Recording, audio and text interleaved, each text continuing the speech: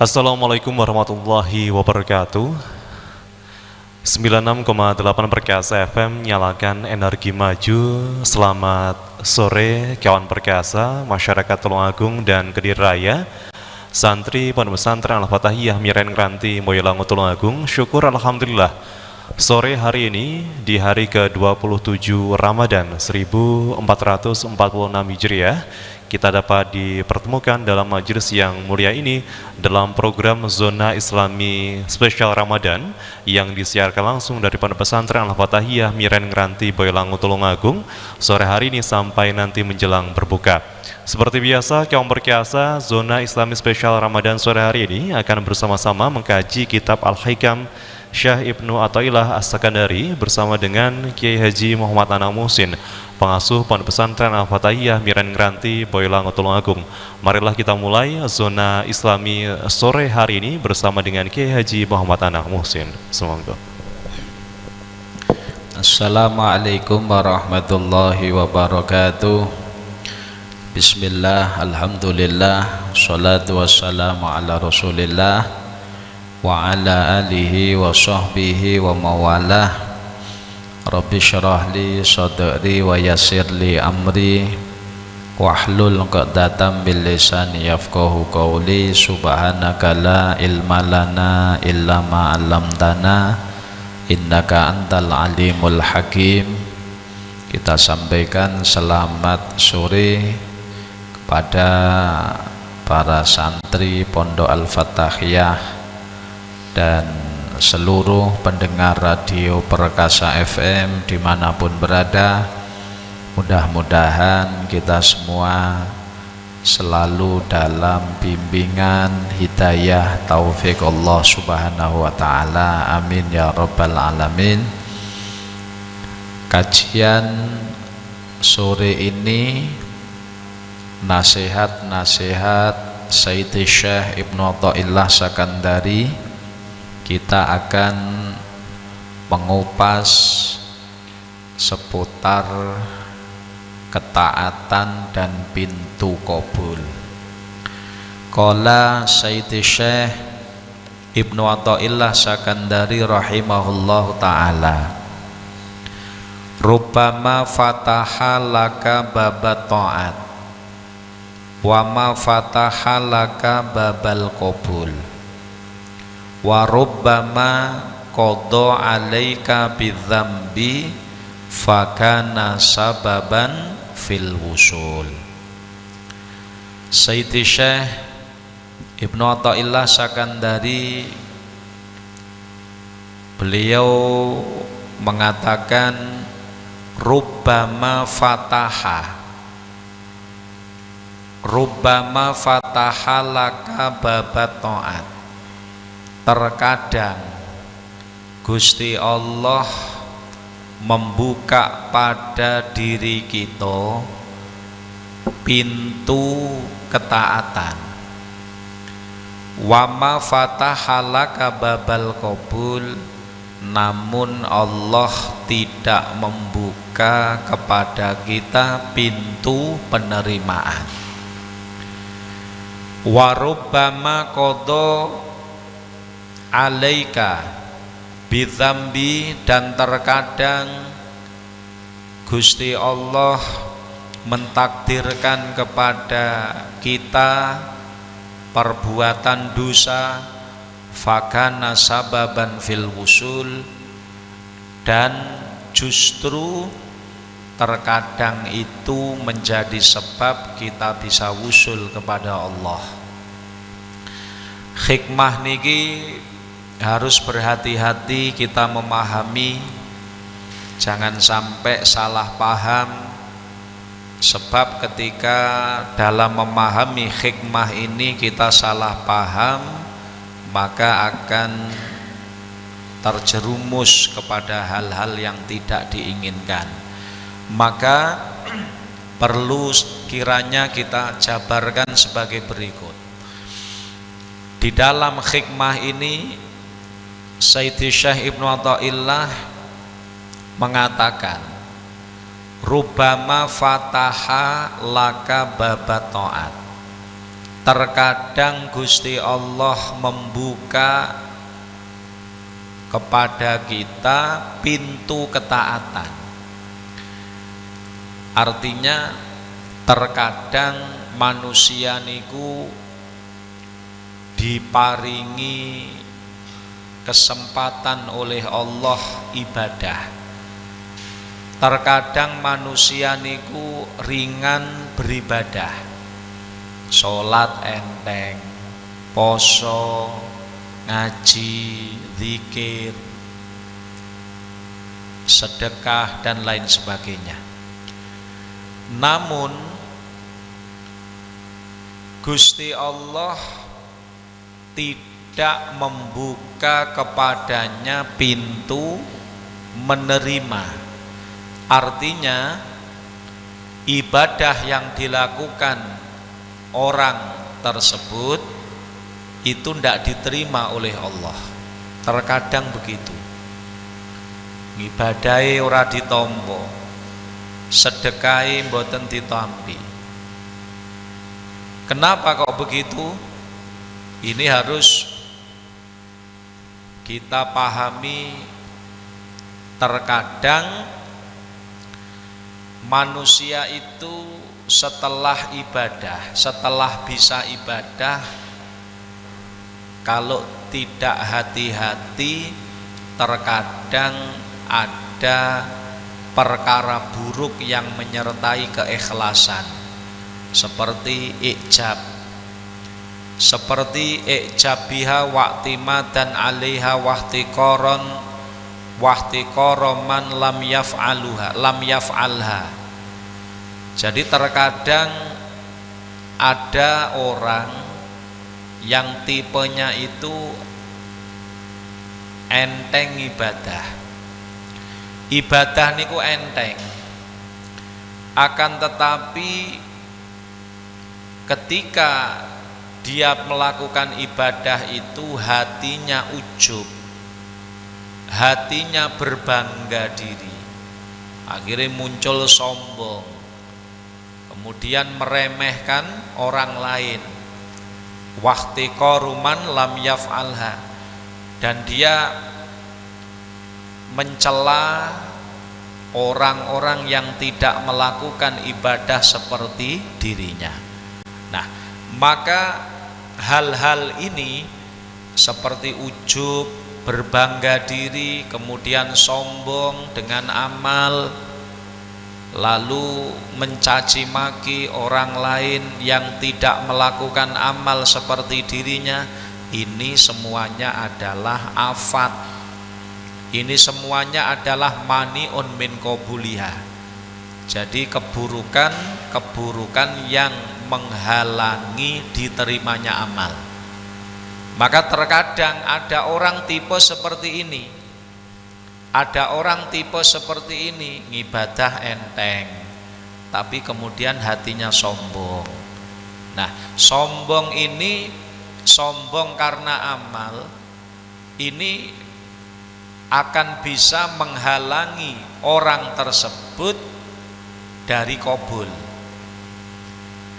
Contoh malih, enten tiyang sedekah enteng, rajin sedekah, akan tetapi lalu dia muncul riya, pamer,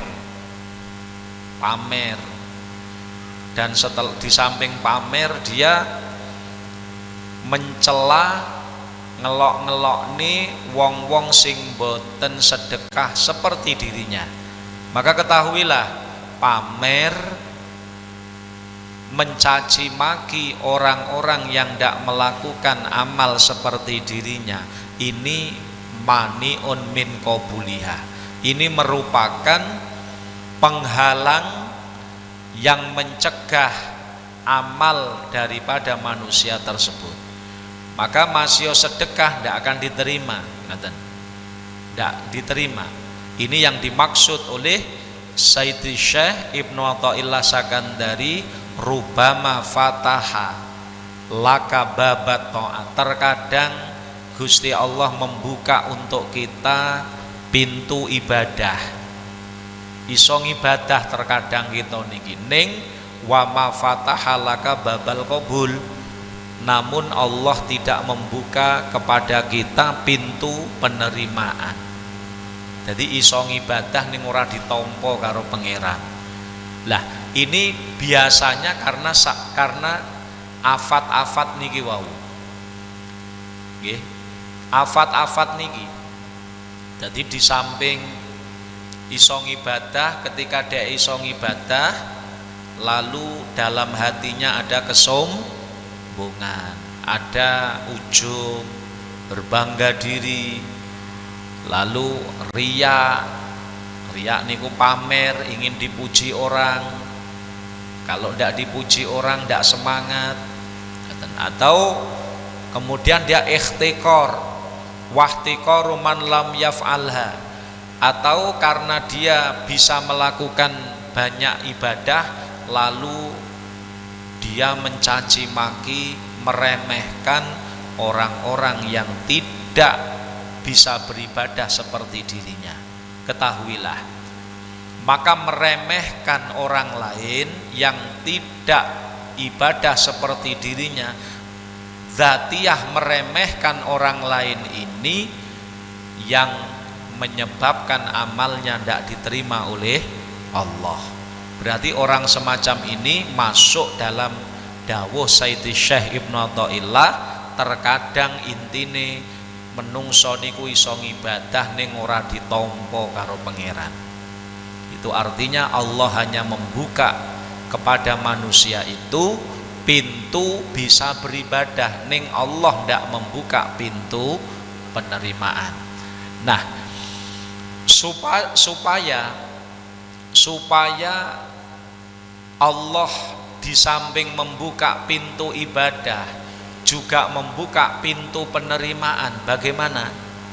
Maka hendaknya ibadah yang kita lakukan niki mboten namung dohir mawon. Ojo mung dohir saja, tetapi di samping dohir kita ngibadah, ati kita nggih dijak ngibadah. Ojo sampai dohire ngibadah atine maksiat. Sing nyebabne amal ra ditampa kalih Gusti Allah krana apa? Dohire ngibadah, jasate ngibadah, tapi atine maksiat. Apa maksiate ati? Sombong. Maksiate ati napa malih? Riya. Maksiate ati malih napa? Ikhtiqaru man lam yaf'alha. Ngremehne wong-wong sing boten ngamal kaya dheweke. Niki lho. Maka kalau orang itu dohirnya ibadah namun atine maksiat, maka ini artinya Allah hanya membuka pintu ibadah tapi tidak membuka pintu penerimaan. Nah, supaya Allah juga membuka pintu penerimaan, bagaimana? Ini yang pembahasannya batin ini. Nek dohirnya tetap ngibadah, supaya Allah membuka pintu ibadah dan pintu penerimaan, maka dohir batin kita harus kita ajak, kita paksa untuk ibadah. Dohir kita paksa untuk ibadah dengan apa? Puasa. Kita paksa dohir kita untuk sholat, kita paksa dohir kita untuk ngaji, kita paksa dohir kita untuk baca Quran, kita paksa dohir kita untuk zikir, kita paksa dohir kita untuk sedekah. Ini dohirnya dipaksa. Hati kita atau batin kita juga harus kita paksa untuk ibadah. Bagaimana ibadahnya hati? Ibadahnya hati adalah ketika kita melakukan ibadah, maka jangan sampai hati kita niki duwe sifat sombong. Berarti atine ketika jasad kita ngibadah, hati kita paksa untuk ibadah. Bagaimana supaya ikhlas? Masih ora disawang wong tetap ngibadah mempeng. Kenapa? Karena Tujuan kita ibadah hanya untuk mencari ridho Allah. Jadi ketika jasad ini ibadah, maka hatinya harus ibadah. Ibadahe ati pripun? Pertama kudu ikhlas. Belajar sing ikhlas. Ikhlas niku boten enten tujuan dari ibadah yang dilakukan kecuali mencari ridho Allah, nglakoni perintah Allah. Berarti lek ati niki wau ikhlas ngeten niki, maka atine ibadah. Napa malih ibadah ati tawadhu, rendah diri, rendah hati. Atine kudu tawadhu, aja sombong. Jangan sombong. Jasad kita ngibadah, jasad kita sholat, poso, zikir, ngaji, baca Quran, sedekah. Niki jasate ngibadah, atine tidak ngibadah ngian. Apa ngibadah ati setelah ikhlas? Tawadhu, nggih niku rendah hati, ndak sombong. Masya amal, masya ngibadah sregep ning rumangsa ndak duwe amal napa-napa. Ngoten lho. Rumangsa awake dhewe niku dalam ibadah sik akeh sembrononi. Urung iso ibadah kanthi maksimal. Ngono. Padahal mungkin dohire kathah.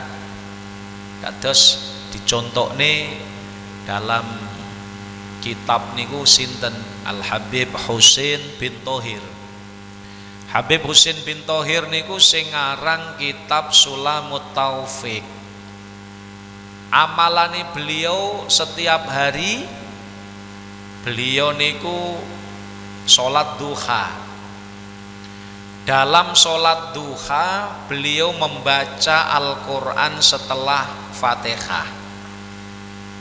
Dalam sholat duha nih beliau membaca ngantos 10 juz Al-Quran dalam sholat duha. Jadi bar surat Al-Fatihah maca surat niku sampai genep 10 juz. Lajeng beliau sholat awabin, sholat sunnah antara maghrib ngantos isya. Jadi setelah ba'diyah isya enek sholat jenenge awabin. Awabin, beliau dalam sholat awabin setelah Fatihah membaca Quran 10 juz malih, juz 11 ngantos kalih doso. Lalu setelah tidur malam beliau bangun sholat tahajud. Dalam sholat tahajudipun beliau meneruskan Al-Qur'anipun setelah Fatihah juz selikur sampai 3 doso. Ini Habib Husain bin Thohir sing ngarang kitab Sulamut Taufik, makanya kitab ini luar biasa. Nggih barokah. Mergo sing ngarang kaya ngeten iki amali. Lalu berarti beliau Habib Husain bin Thohir sing ngarang kitab Sulamut Taufik menika berarti setiap sehari semalam beliau khatam Quran dalam sholat sunnah, karena beliau seorang hafid. Beliau khatam Quran dalam sholat sunnah. Di samping niku maca Qur'ane oleh, lalu sholat duhane ndak pernah ditinggal. Awabin antara maghrib ngantos isya nggih mboten nate ditinggal. Kemudian sholat tahajud juga tidak ditinggal. Beliau sik duwe amalan malih. Amalane malih nopo? Maos la ilaha illallah afdhalul dzikri niku sedina sewengi 20.000. La ilaha illallah, la ilaha illallah, la ilaha illallah niku 20.000 sedina sewengi. Lek panjenenganipun Mbah Raden Abdul Fattah Mangunsari niku setiap ba'da subuh beliau maos la ilaha illallah 1000. Nggih, 1000 Mbah Fattah Mangunsari niku. Habib Husain bin Thohir niki maos la ilaha illallah 20.000. sedina sewengi. Lalu beliau neruskim zikir Allahu Allah Allahu Allah selawe. Lalu beliau mesti neruskim zikir malih nek solawat, solawate selawe. Beliau sik ngarang kitab, termasuk kitab karanganipun adalah kitab Sulamut Taufik. Kitab Sulamut Taufik. Kemudian beliau sik mulang. Koyok ngenten iki lho amale. Amale kathah tapi atine tawadhu. Atine rendah diri, rendah hati. Beliau mengatakan dalam qasidahipun, ya Rabbi ma ma'ana amal wa kasbuna kullu zalal, ya arhamar rahimin, ya arhamar rahimin, ya arhamar rahimin, farij 'alal muslimin, ya Rabbi ma ma'ana amal. Ya Allah, kula mboten kagungan amal napa-napa. Nah ngono, padahal beliau khatam Quran dalam sholat sunnah, duha dilakoni, nggih, awabin dilampahi, tahajud dilampahi. Sik beliau ngarang kitab zikir la ilaha illallah selawewu, Allah Allah, sholawate selangkung ewu sedina sewengi, mulang. Tapi koyok ngono amale tawadhu luar biasa. Beliau merasa tidak punya amal nopo-nopo. Ya Rabbi ma ma'ana amal, ya Allah kula mboten kagungan amal nopo-nopo, wa kasbuna kullu zalal, sedaya sing kula lampahi mboten enten artine menggah panjenengan ya Allah, tapi sing kula arep-arep namung rahmat kawelasan panjenengan. Lah iki lho. Mula iki tandha wong amale ditampa ngenten iki. Tandha wong sing amale ditampa, amal dohire sregep, atine ya melu ibadah, atine tawadhu, atine rendah hati, atine ikhlas, ngono. Terus boten meremehkan orang lain. Nah niki lho. Niki tandha amal niku ditampa. Dibuka pintu ketaatan ya pintu kabul. Tapi lek tiang enek wong amal dilampahi, ya salat, ya ngaji, ya poso misal, tapi kok atine sombong, nah berarti atine maksiat. Sombong niku maksiat mboten? Sombong niku maksiat. Kok enek wong jasate ngibadah tapi atine maksiat. Maksiate ati napa? Ujub, berbangga diri, sombong, ngremehne wong sing ora iso nglakoni kaya dheweke. Maka ketahuilah, orang seperti ini yang dimaksud Sayyidi Syekh Ibnu Athaillah Sakandari, rubbama fatahalaka babat ta'at, terkadang Gusti Allah membuka kepada seseorang pintu ibadah, pintu ketaatan. Terkadang dibuka pintu ibadah, ibadah iso, tapi wama fatahalaka babal qabul, ning kalih Gusti Allah mboten dipun tampi. Mula sing ngati-ngati teng mriki ya. Amal kita niki napa, kewajiban kita adalah amal. Ngibadah niku kewajiban kita. Lah ngibadah niku ora mung segi zahir, ora mung jasad, tapi juga hati. Atine dijak ngibadah. Mula lek zahire wis ngibadah, zahire salat, zahire pun poso, zahire wis iso zikir, maka atine ya dijak ngibadah. Siji ngibadahi ati, tawadhu, rendah diri, nggih, aja sombong dengan ibadah kita, ikhlas. Ora enek sing kita tuju dari ibadah kecuali ridane Allah, bukan mencari perhatian pujian orang, mboten ngono. Juga jangan ikhtikar, aja ngino-ngino ning gene wong-wong sing boten dereng saged ngibadah koyok kita. Maka kalau kita jasate ngibadah terus atine niki wau yo ngibadah, jauh dari sifat sombong, jauh dari sifat ujub, jauh dari sifat riya, maka berarti itu Allah telah memberi anugerah kita amal, lan Allah ugi paring anugerah dateng kita kabul. Muga-muga ibadah kita dipun kabul dening Allah Subhanahu wa taala. Amin. Lalu terusnya dawuh warubbama qada alaika bidzambi. Terkadang Gusti Allah mentakdirkan kita melakukan dosa. Terkadang menungso niku ditakdirke Allah terjerumus neng penggawe dosa. Namun fakana sababan fil wusul, tapi justru hal itu menjadi sebab dia bisa wusul kepada Allah. Nah ini ya kudu dipahami sing bener. Kenapa kok begitu? Wadzambu qad yuqarinu al-iltija ilallah wal i'tidhar ilaihi wa ihtiqaru nafsihi wa ta'dhimu man lam yaf'alhu fayakunu dzalika sababan fi maghfiratillah lahu, sababan fi maghfiratillah wa wusulihi ilaihi.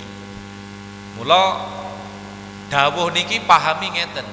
Jadi kan dawuh Sayyidi Sayyid Natha'illah As-Sakandari, terkadang Allah nakdirke kita terjerumus neng penggawe dosa, tapi justru itu yang menjadi sebab kita bisa wusul kepada Allah. Lah niki dawuh niki bukan menganjurkan kita bermaksiat, mboten lho. Maksiat tidak boleh kita rencanakan. Ini bagi orang yang sudah terjerumus neng perkara sing maksiat, maka terkadang kalau dia itu bisa bangkit, maka hal itu akan menjadikan dia wusul kepada Allah. Nah, ini hikmah niki cara dijelentrehne pripun? Ngeten. Wong sing terjerumus neng maksiat, pernah terjerumus neng perkara maksiat, niku terkadang dia itu mergo terjerumus neng maksiat merasa hina. Enek tau wong niku krana terjerumus neng maksiat akhirnya atine ngrasa ino, Masya Allah aku ki jan wong elek tenan, aku ki wong ino tenan, aku ora pantes. Wis ngoten iki. Terkadang enek wong sing lakoni maksiat, pernah terjerumus neng maksiat, terus dia itu sadar, akhirnya dia merasa hina, terus dheweke niku meremehkan dirinya sendiri, terus wa ta'dhimaman lam yaf'alhu, dan dia menganggap mulia orang-orang yang belum terjerumus kepada kemaksiatan. Dan akhirnya dheweke niku krana ngrasa ino, nggih, akhirnya dheweke napa niku menuju kepada Allah. Akhirnya dia itu istighfar, taubat datang Allah Subhanahu wa taala. Nah, ketika orang itu yang pernah terjerumus neng perkara maksiat merasa hina, merasa rendah krana maksiat niki wau, akhirnya atine ngrasa ino, ngrasa rendah, ngrasa cilik, ngrasa gubrat ndut maksiat, nggih. Lalu setelah itu dia merasa bahwa orang lain itu mulya-mulya, dirinya yang hina. Lalu akhirnya dheweke napa niku merintih-rintih kepada Allah, nggih, merintih-rintih kepada Allah, minta ampunan kepada Allah atas dosa yang pernah dilakukannya. Nah, ketika orang itu keadaannya seperti ini, meskipun biyen awali maksiat, tapi kemudian kalau akhirnya orang itu menjadikan dia taubat, rendah diri, nggih, merasa kalau dirinya itu manusia yang paling hina, lalu dia bertaubat kepada Allah, maka ketahuilah hal ini yang menjadikan dia bisa wusul kepada Allah Subhanahu wa taala. Dan inilah yang dikehendaki oleh Sayyidi Syekh Ibnu Athaillah Sakandari, rubbama qada alaika bidzambi fakana sababan fil wusul. Terkadang menungso niku ditakdirke Allah terjerumus ning dosa, tapi hal itu dadi sebabe dheweke wusul kepada Allah. Karena apa? Ora kok ujug-ujug wusul, mboten. Setelah terjerumus ning perkara maksiat lalu dia sadar, pengen taubat, ngoten lho. Merasa rendah, merasa hina, ngoten.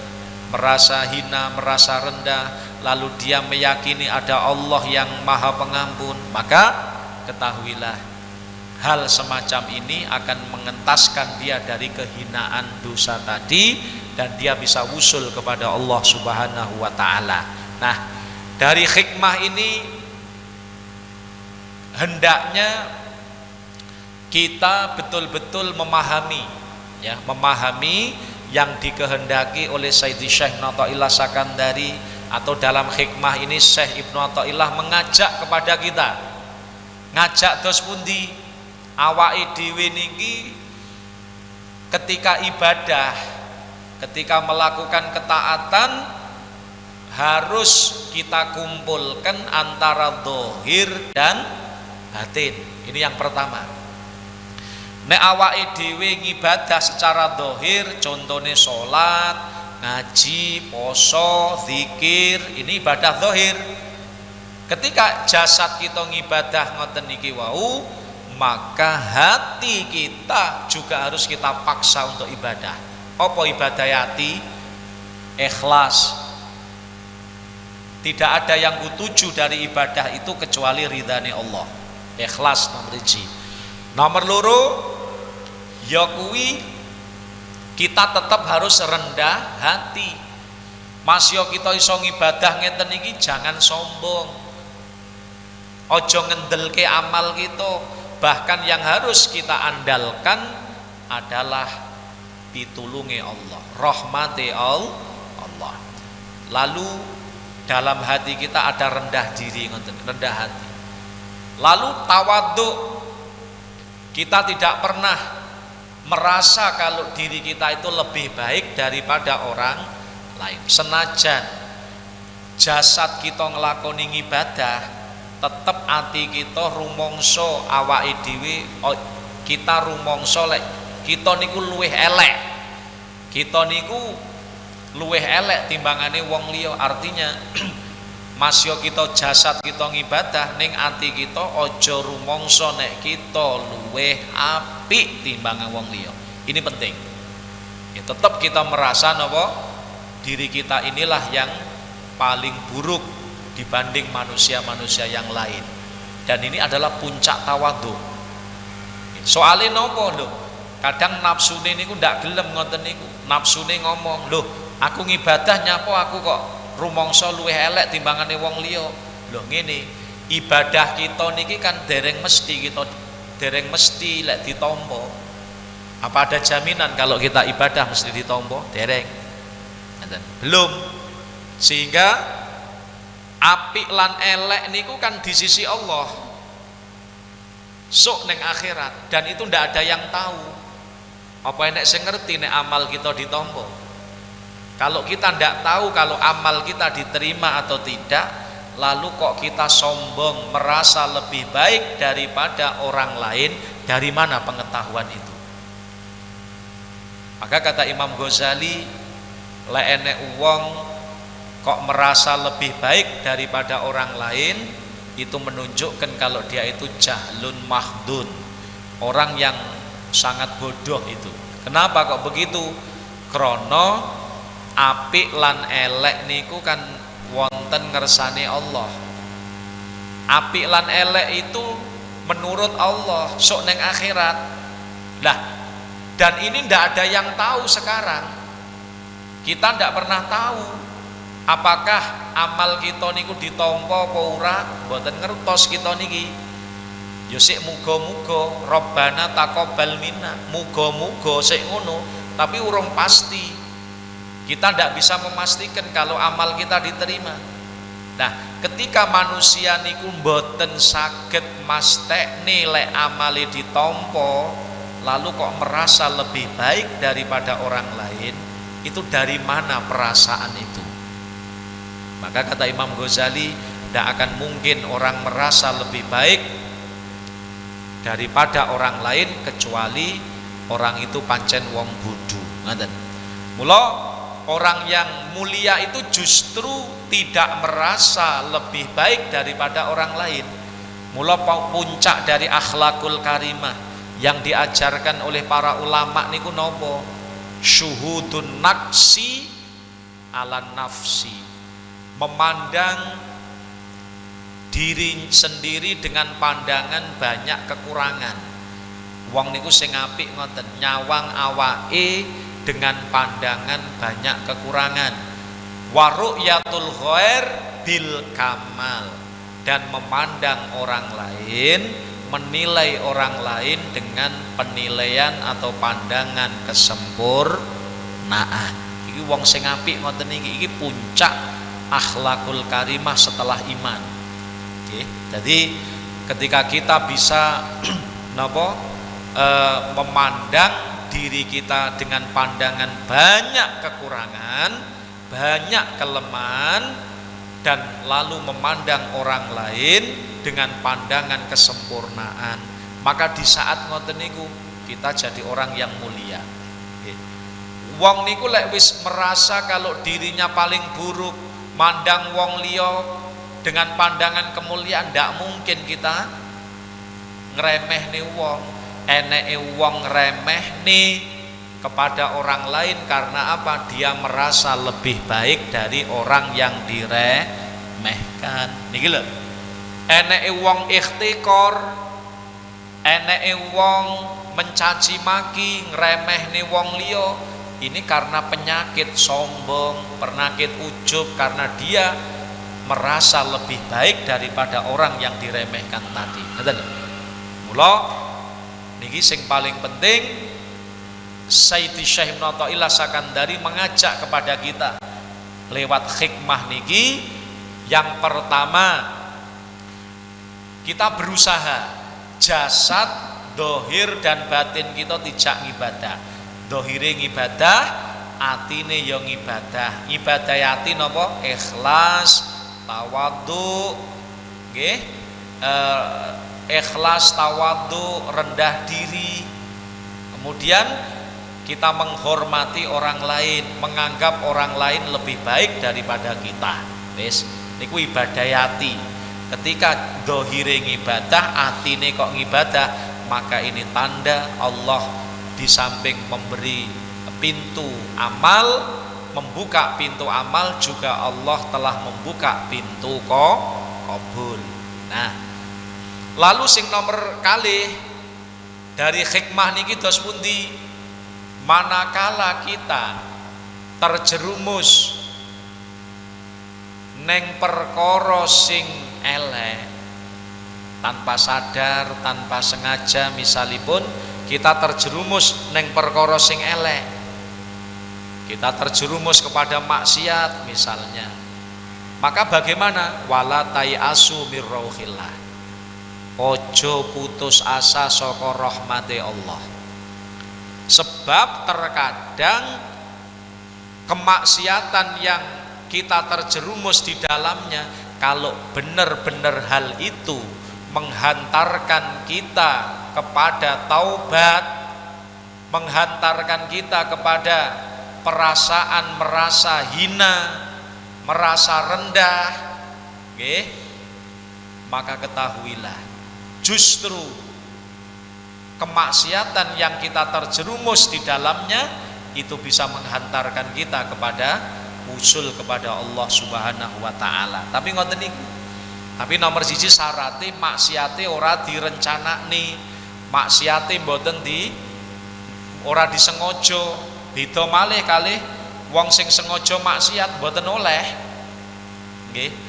Dawuh niki tidak sama sekali tidak menganjurkan awake dhewe kon nyengaja maksiat dhisik, tidak.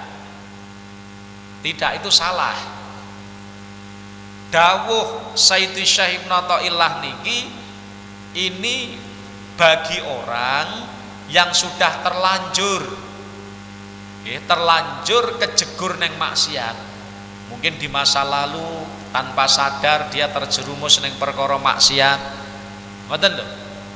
Maksiate mboten disengaja, terjerumus neng perkara elek.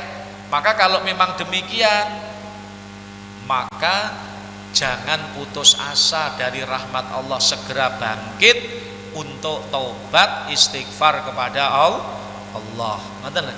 Ini yang dianjurkan oleh Sayyidi Syekh Ibnu Athaillah. Jangan disalahpahami. Oh, berarti lek ngono wong sang salah paham ngono. Orang yang salah paham memahami dawuh niki berarti anjuran kon maksiat dhisik. Kok sadurunge tobat ben aku iso tobat tak maksiat dhisik bar ngono tak tobat. Bukan begitu. Ini orang bodoh. Kalau ada orang sengaja melakukan maksiat karena punya rencana pengen taubat, ini orang bodoh. Orang bodoh. Orang seperti ini ibaratipun dia memiliki pakaian yang bagus, arep bodho duwe kelambi anyar, tas lek tumbas, lalu pakaiannya sengaja dilempar di peceren, pakaiannya sengaja dilemparkan di tempat yang berdebu, lalu karena ada niat pengen dikumbah. Nah, ini orang bodoh. Ini orang bodoh. Nah, kalau dia cerdas bagaimana? Orang yang cerdas, orang yang benar, ketika dia punya pakaian yang bagus, maka dia berusaha dengan sekuat tenaga menjaga pakaianipun ojo sampai kecemplung neng perkara sing reget. Iki lek wong cerdas. Lek kita duwe kelambi anyar harus kita jaga, ojo sampai kecemplung neng perkara reget. Tapi terkadang masih wis dijogo barang, terkadang panggah ceblok, tanpa sengaja ceblok, mungkin mergo ketera angin. Lalek ora sengaja wis kita jogo barang, mergo ketera angin banter akhirnya ceblok neng peceren. Lah iki lho sing dibahas Ibnu Athaillah. Maka bagaimana? Segera bangkit. Lek kecemplung neng peceren, maka bagaimana? Harus segera kita ambil, kita ambil lalu kita cuci yang bersih. Ini gambaran manusia. Maka manusia yang cerdas, manusia yang benar di dalam jalanipun, maka langkah pertama dos pundi, dia harus menjaga dirinya. Jasad ini ibaratnya baju baru, baju sing baru. Maka harus kita jaga jasad kita, jangan sampai terkena kotoran. Ojo sampai jasad kita terkena kotoran dosa. Maka dijogo awake, ojo nglakoni dosa, ojo maksiat. Dijogo. Ini ibaratnya jogo pakaian ben ora ojo kena reget. Namun terkadang masih wis dijogo barang awake ojo nglakoni dosa, ning ya pancen tabiate menungso, kata Nabi kullu bani Adam khotoun. Kabeh anak putune Nabi Adam menungso niku duwe sifat salah. Lek pancen kita wis berusaha jogo ojo sampai maksiat, ojo sampai ngelakoni perkara sing elek, tanpa terasa, tanpa sadar, tanpa kita sengaja kok terjerumus neng perkara sing elek, maksiat, maka kewajiban kita nopo? Segera kembali, segera berdiri dari kotoran ini, kemudian bertaubat kepada Allah Subhanahu wa taala. Niki lho sing dibahas. Lah dawuh Sayyidi Syekh Ibnu Athaillah Sakandari ini ngebabne lek wis jasad kita misalnya wis kadung kecemplung peceren, ora sengaja kok kepleset kecemplung peceren, maka jangan sampai kita putus asa. Ojo sampai wah aku wis kadung kepleset kejegur peceren wis ben aku wis ora iso resik ngene iki. Ojo ngono. Tapi kita harus duwe optimis dengan cara bertaubat, insya Allah dosa-dosa saya akan diampuni oleh Allah. Ngoten. Mula wong sing gelem taubat saking dosa-dosanipun niku tandha wong sing ditresnani Allah. Ketika Allah mencintai hambanya, ketika Allah mencintai hambanya, okay, maka hamba itu akan digiring oleh Allah menuju taubat. Okay. Kalau Allah cinta kepada hamba yang pernah punya dosa, maka hamba ini akan dituntun oleh Allah menuju taubat. Maka orang yang bertaubat dari dosa-dosanya adalah tanda orang yang dicintai Allah. Maka di dalam Al-Quran Allah Subhanahu wa ta'ala menegaskan terus pundi, innallaha yuhibbut tawwabin wa yuhibbul mutatahhirin. Allah niku remen, Allah cinta, seneng nenggene wong-wong sing gelem taubat, lan Gusti Allah remen tiang-tiang sing gelem mensucikan dirinya. Makanya nasihat Syekh Nothaillah Sakandari benar-benar kudu kita pahami bahwa satu, awake dhewe harus menjaga diri jangan sampai berbuat maksiat.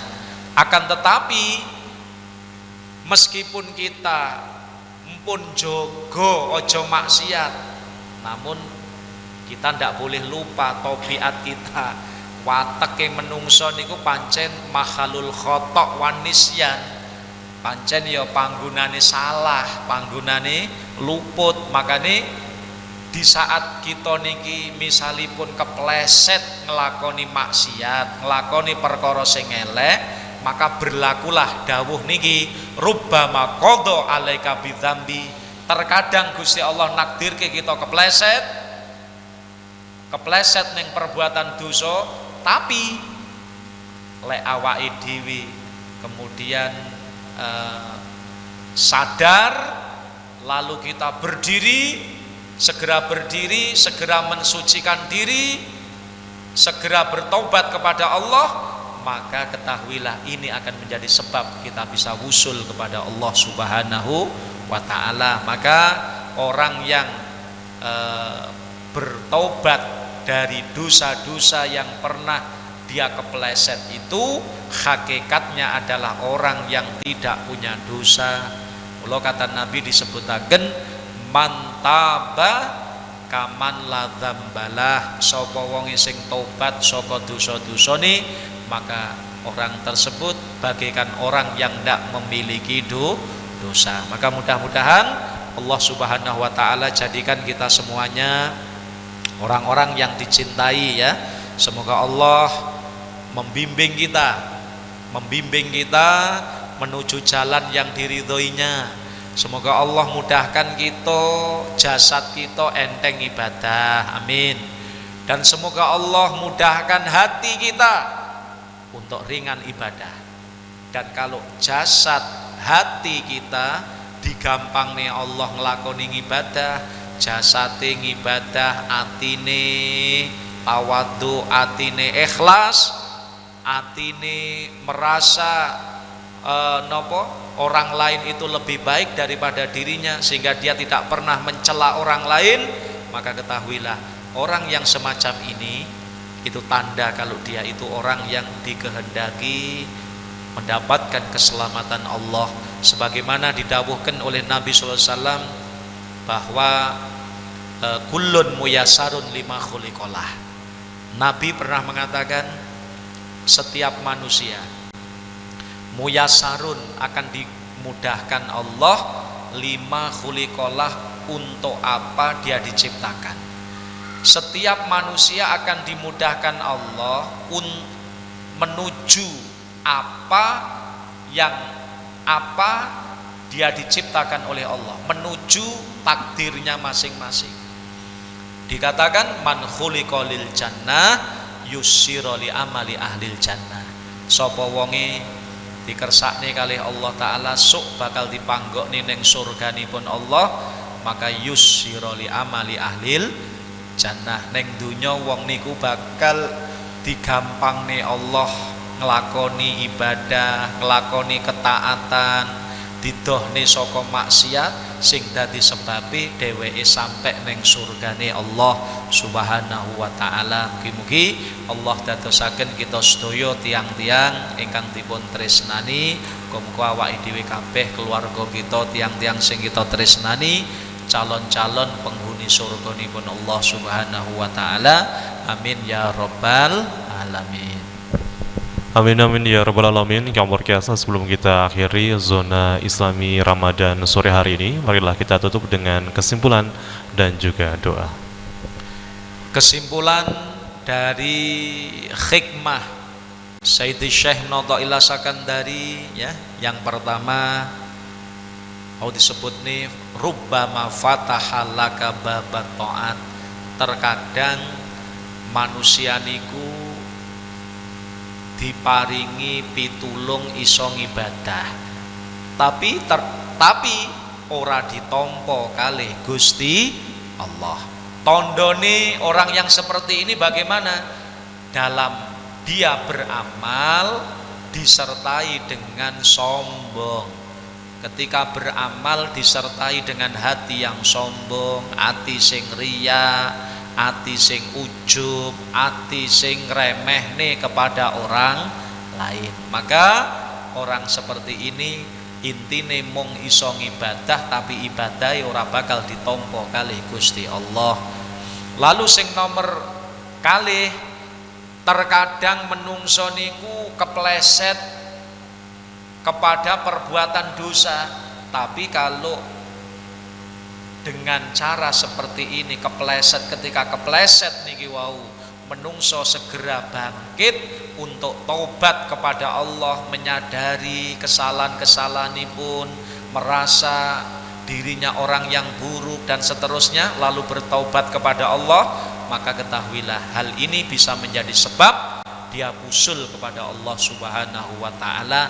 Maka intinya Syekh Nadaillah Sakandari ngajak datang kulolan panjenengan, dos pundi tujuan manusia diciptakan Allah untuk ibadah.